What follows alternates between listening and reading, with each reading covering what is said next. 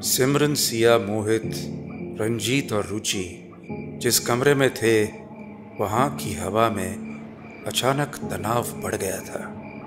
वो सब एक छोटे से टेबल पर रखे लैपटॉप में चल रहे वीडियो को घूर रहे थे। उन्होंने जो भी सुना उस पर विश्वास नहीं हो रहा था। वीडियो में दिख रही उस औरत का नाम देविका था और उसने अभी अभी कहा था कि स्वर्गीय मुख्यमंत्री अविनाश अग्निवंशी का उसके साथ एक्स्ट्रा मैरिटल अफेयर था। सबके चेहरे का रंग उड़ा हुआ था। वो वीडियो अभी अभी चल रहा था और देविका अपने आगे की कहानी बता रही थी। अविनाश और मेरा अफेयर कुछ सालों से चल रहा था। मैं उनकी पार्टी की एक कार्यकर्ता थी और हमारी नज़दीकियाँ 2070 के उत्तर प्रदेश दौर के दौरान बढ़ी। अविनाश मुझसे बहुत प्यार करते थे और मैं भी उन्हें बहुत ही प्यार करती थी, इज्जत देती थी। यही कारण है कि मैंने ये अपनी अफेयर की बात कभी पब्लिक नहीं होने दी। मैं जानती थी ये रिश्ता उनकी राजनीतिक करियर ख़त्म कर देगा।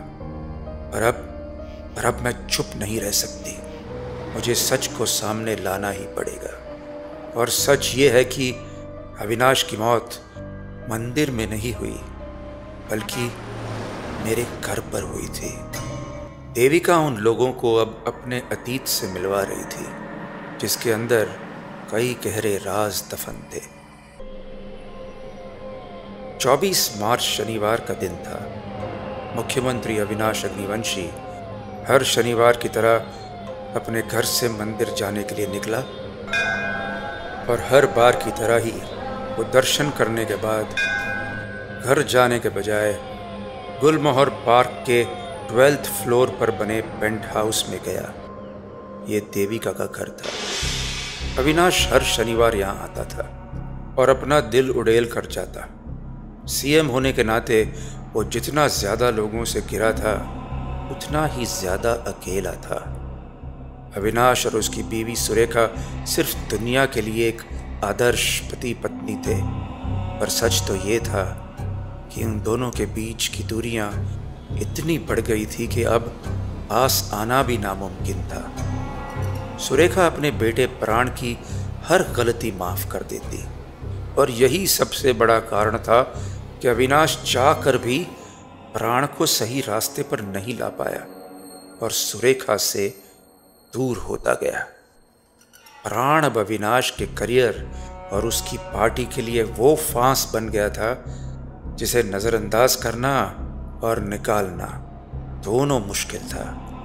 अविनाश अक्सर प्राण को लेकर परेशान रहता, पर उस शनिवार उसकी चिंता कुछ ज़्यादा ही थी। वो जब से देविका के घर पे आया था बस हॉल में घूम रहा था। उसके हाथ में कुछ पेपर्स थे और वो बड़बड़ा रहा था, this is the limit, this is the limit. प्राण ये ऐसे कैसे कर सकता है? उसे मेरी फिक्र ही नहीं है, ना फिर ये पार्टी की फिक्र। देविका जो अब अविनाश को इस तरह घूमते देख थक गई थी, उसने अविनाश का हाथ पकड़कर उसे सोफा पर बिठाया और पूछा, अब क्या किया प्राण ने? अविनाश ने वो पेपर्स देविका को दिखाते हुए कहा, ये है बिजनेस पार्क का कॉन्ट्रैक्ट जो प्राण और हाईलैंड बिल्डर्स ने साइन किया है। ये प्रोजेक्ट कंजर्वेशन लैंड के हिस्से में बन रहा है, एंड दैट टू इलीगली।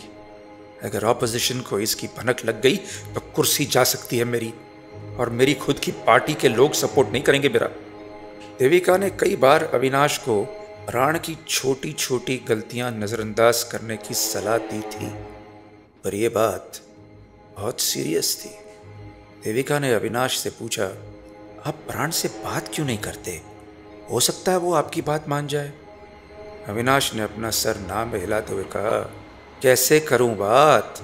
साहबजादे दोस्तों के साथ नोएडा में वीकेंड पार्टी कर रहे हैं, ड्रग्स ले रहे हैं।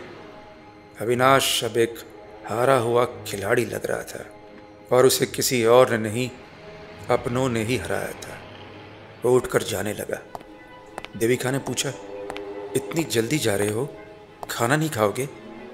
अविनाश ने मायूसी से कहा, नहीं, भूख नहीं है और कल सदन में बहस होने वाली है, उसकी भी कुछ तैयारी करनी है।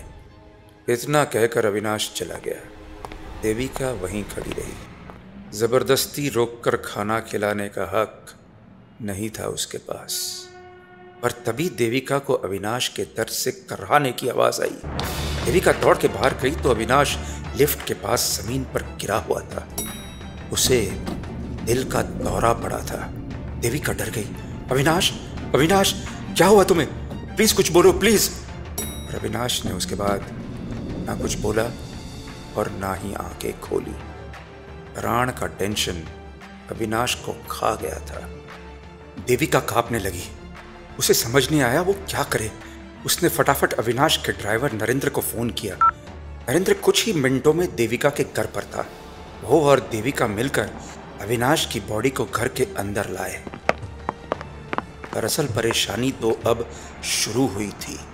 देविका अविनाश के मरने के बाद लोगों की नजरों में उसे मारना नहीं चाहती थी। वो नहीं चाहती थी कि किसी को भी ये पता चले कि अविनाश की मौत उसके घर पर हुई है, क्योंकि उसके बाद उठते सवालों का जवाब वो भी कभी नहीं दे पाएगी। नरेंद्र ने प्राण के सबसे खास और विश्वास पात्र दोस्त हर्ष बंसल को फोन किया, जो प्राण के साथ पार्टी में था। 1 घंटे में हर्ष और प्राण देविका के घर पे थे। प्राण को अविनाश की मौत का दुख कम और टेंशन ज्यादा था। अगर लोगों को देविका और अविनाश के रिश्ते के बारे में पता चला तो उसे कभी भी सीएम की कुर्सी नहीं मिल पाएगी।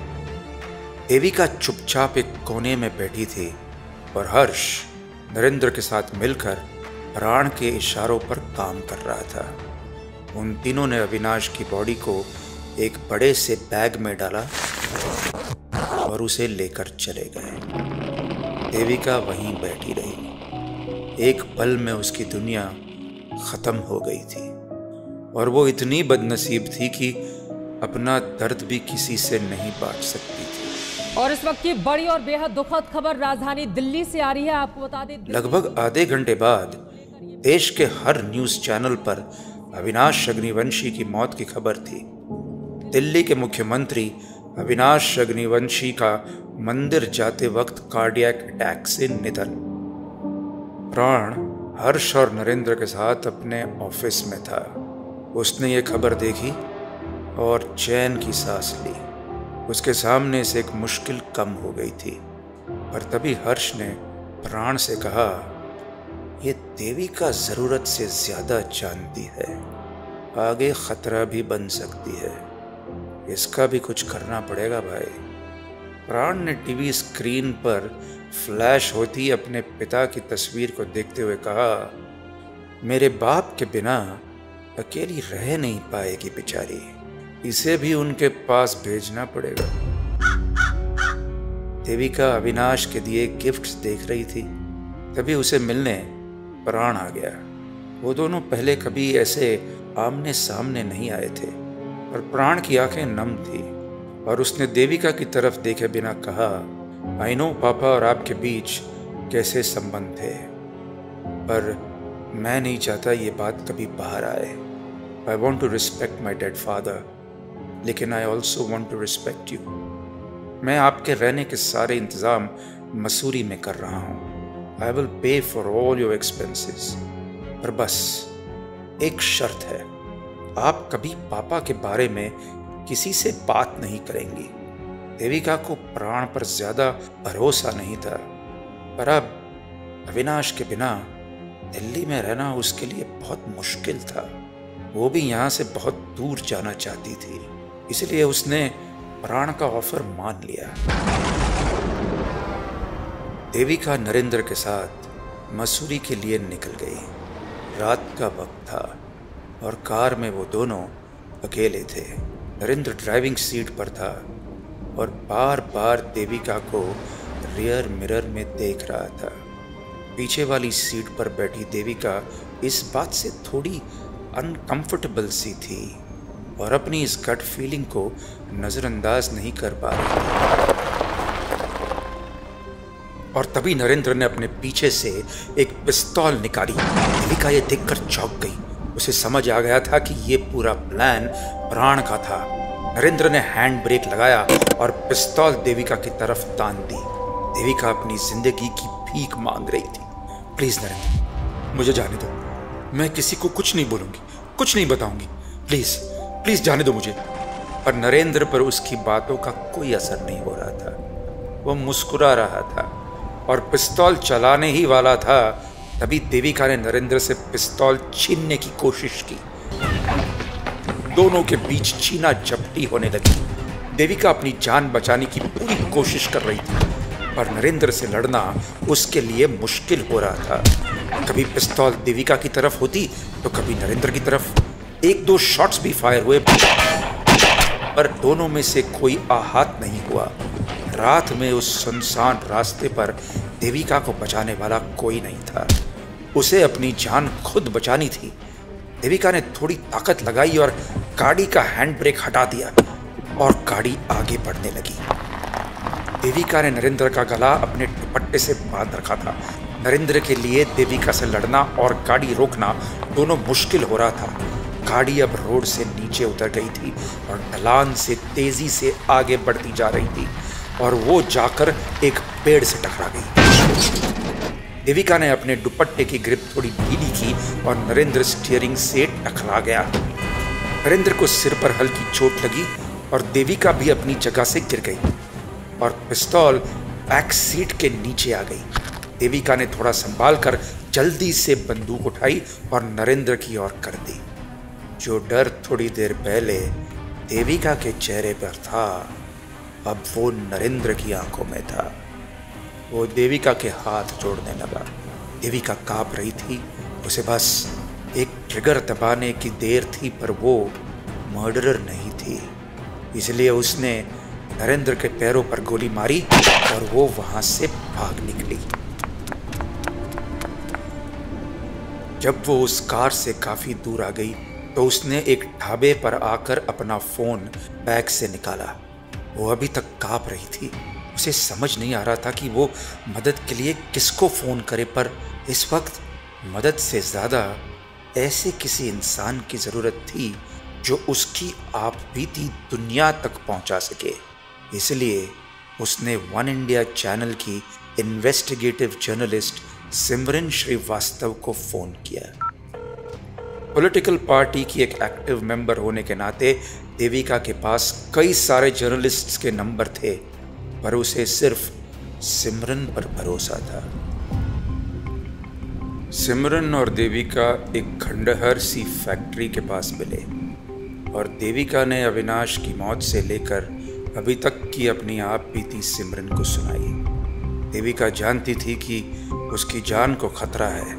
उसने सारी बातों को अपने फ़ोन में एक वीडियो के ज़रिए रिकॉर्ड कर ली थी और वही वीडियो उसने सिमरन को भेज दिया।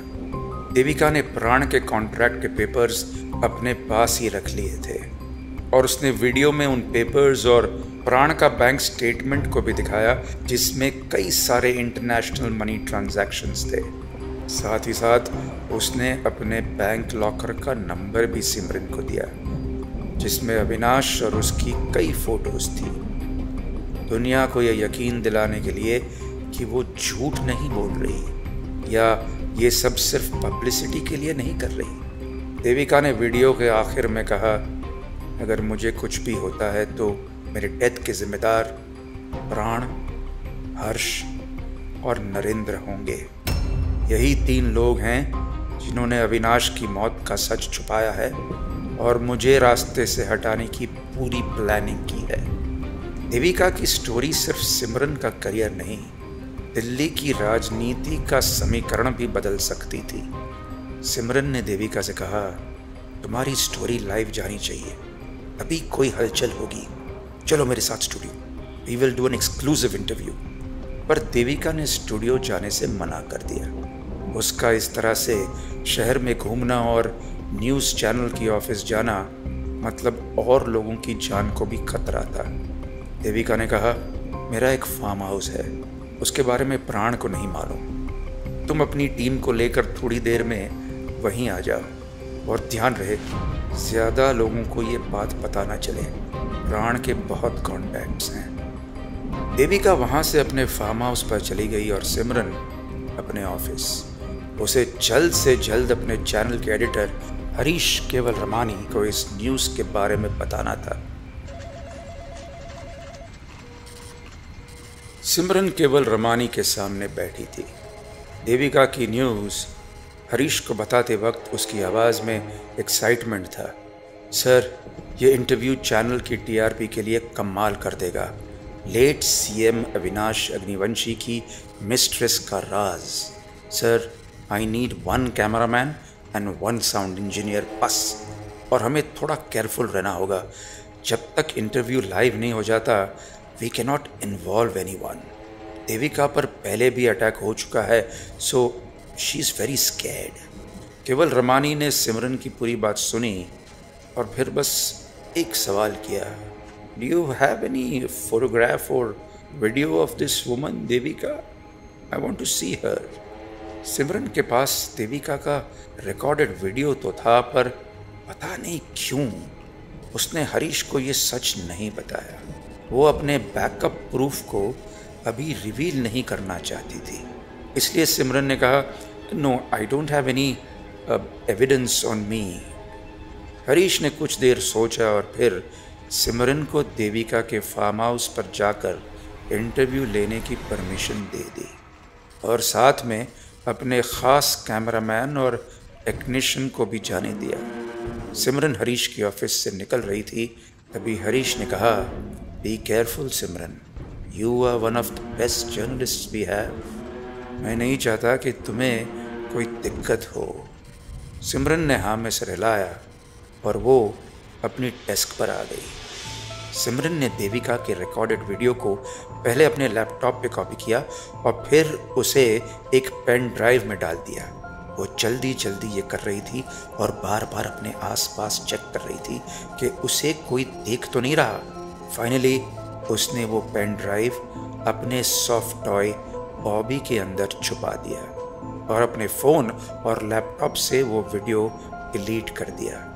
एक इन्वेस्टिगेटिव जर्नलिस्ट होने के नाते इतना तो वो जानती थी कि एविडेंस को कहाँ कहाँ से मिटाना होता है। सिमरन अब अपनी टीम के दोनों मेंबर्स के साथ देविका के फार्म हाउस पर जाने के लिए निकल गई थी। तभी केवल रमानी ने अपने पर्सनल फ़ोन से हर्ष को कॉल किया। अच्छी किस्मत है तुम्हारी बाबू, और तुम्हारे बॉस की भी। तभी देविका ने अपनी स्टोरी बेचने के लिए मेरी जर्नलिस्ट को कॉल किया। सिमरन श्रीवास्तव नाम है उसका। देविका के फार्म हाउस जा रही है इंटरव्यू लेने।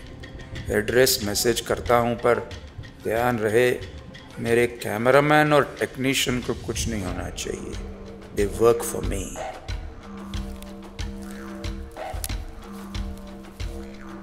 सिमरन और वो दोनों लड़के अब देविका के फार्म हाउस के अंदर जा रहे थे, पर सिमरन कुछ देखकर ठिठक गई। फार्म हाउस के बाहर लॉन की घास पर टायर मार्क्स थे और वो भी 2-3 कारों के थे। सिमरन ने उन दोनों को वहीं रोका और धीरे से कहा, मुझे लगता है कुछ गड़बड़ है। हमसे पहले यहाँ कोई आ गया है। शायद ये लॉन में टायर मार्क्स हैं, और वो भी इतने सारे। चलो पीछे के रास्ते से चलते हैं। इतना कहकर सिमरन पलट गई। उसने सामने खड़ी कार के साइड मिरर में देखा कि उसी का कैमरामैन हाथ में बड़ा सा चाकू लिए उस पर अटैक करने वाला था। सिमरन को ये समझने में 1 सेकंड भी नहीं लगा कि ये सब एक ट्रैप है। कैमरामैन और टेक्नीशियन भी इसमें मिले हुए हैं। उसने तभी अपने पॉकेट से पेपर स्प्रे निकाला और उन दोनों की आंखों में स्प्रे कर दिया। उसने अपनी कार स्टार्ट की और वो वहां से भागने में कामयाब हो गई। पर प्राण के लोगों ने देविका को मार दिया और उसके फ़ोन में उन्हें वो वीडियो मिला जिसमें उसने सब कुछ रिकॉर्ड किया था। और वो ये भी जान गए थे कि देविका ने ये वीडियो सिमरन को भेजा है। हर्ष और उसके आदमी अब बस सिमरन के पीछे थे और इतने पावरफुल लोगों के लिए सिमरन को ढूंढना मुश्किल काम नहीं था। और तब जब इतने बड़े न्यूज़ चैनल के एडिटर गुनहगारों के साथ मिला हो तो सब कुछ इजी हो जाता है। सिमरन इस न्यूज़ को ऐसे ही नहीं छोड़ सकती थी। उसे पता था कि वो प्राण के रेडार पर है और केवल रमानी के होते हुए वो पेन ड्राइव लेने ऑफिस भी नहीं जा सकती थी। पर उसे मालूम था कि सिया उसे ढूंढने ज़रूर आएगी, इसलिए उसने अपने फ़ोन में सिया के लिए मैसेज रिकॉर्ड किया और फ़ोन उस चाय वाले को देकर छुप गई। सिया, रंजीत और रुचि तीनों अब सदमे में थे। सिया ने उठकर सिमरन को गले लगा लिया। वो ये तो जानती थी कि सिमरन किसी बड़े मेस में इन्वॉल्व है, पर उसे ये अंदेशा नहीं था दिल्ली के मुख्यमंत्री प्राण अग्निवंशी से अकेले लड़ रही थी। रंजीत की आंखों में डर था जब उसने पूछा, पर हम सीएम और उसके बेटे की सच्चाई सबके सामने कैसे लाएंगे? प्राण से लड़ना मतलब पूरी सिस्टम से लड़ना। How are we going to do this? Simran कुछ बोलने को हुई, पर तभी मोहित ने उसे चुप कर दिया। तुम लोगों को आवाज आई? मोहित ने पूछा। सिया हैरान थी, कैसी आवाज? मोहित ने जवाब नहीं दिया और वो खिड़की के पास गया। उसने बाहर झांक कर देखा तो एक के बाद एक ढेरों काली गाड़ियां नीचे लाइन में खड़ी थी। सबकी आंखों में डर उतर आया जब रंजीत ने कहा, उन्हें पता चल गया कि हम यहाँ हैं। आगे क्या होगा जानने के लिए tune into the audio film project with director Vikram Bhatt, Monday to Saturday रात 9 बजे। साथ ही से सुनिए रेड एफएम इंडिया और सभी लीडिंग पॉडकास्ट ऐप्स पर। रेड एफएम, बजाते रहो।